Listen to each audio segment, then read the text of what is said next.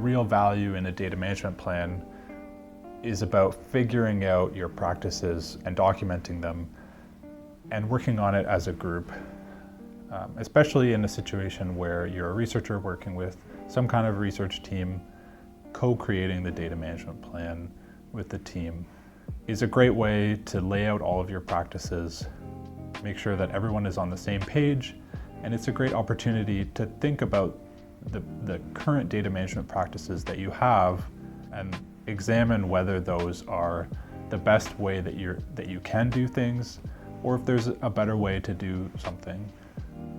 It's a way to think about your data storage system.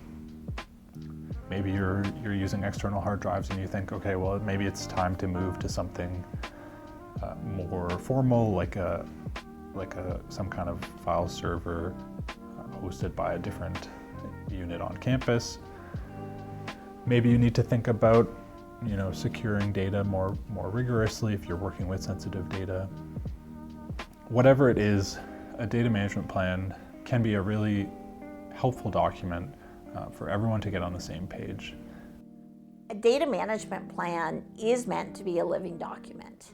And so maybe you do just write up something rapidly to get your research started. The idea is that it's something to be able to come back to. So maybe when you are first going into the field, you actually go through it and think of which of the questions on there are really worth talking about with your community partners.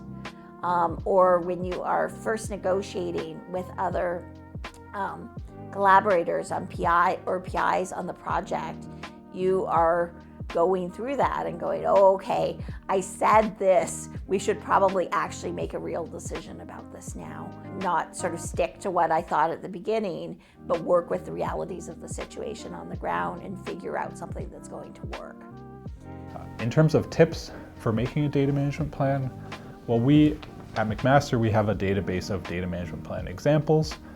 There's over 200 data management plans that have been written by different researchers at different institutions on different topics.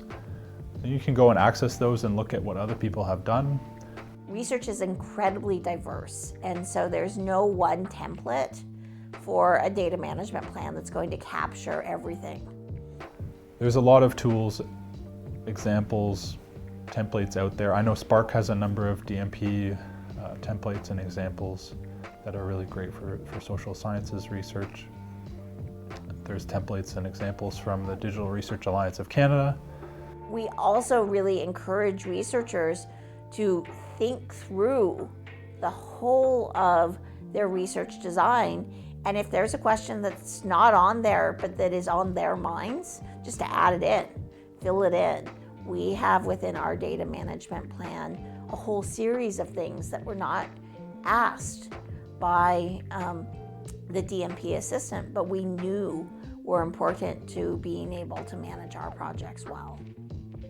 There's a data management plan assistant, an online web tool that you can use as a platform that will kind of guide you through the process of building a DMP.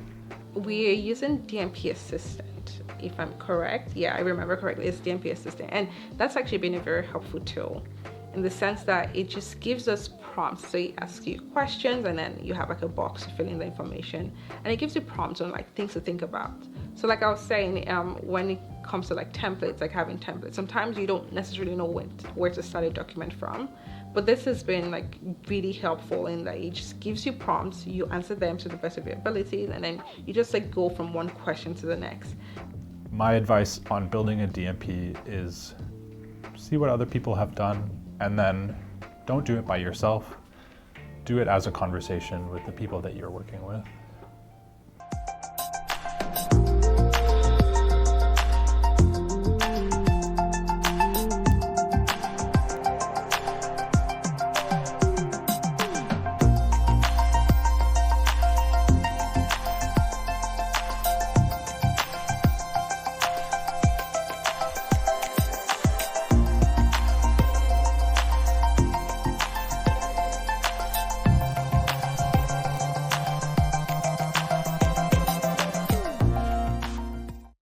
This series is brought to you by Spark, a Center for Social Research Innovation.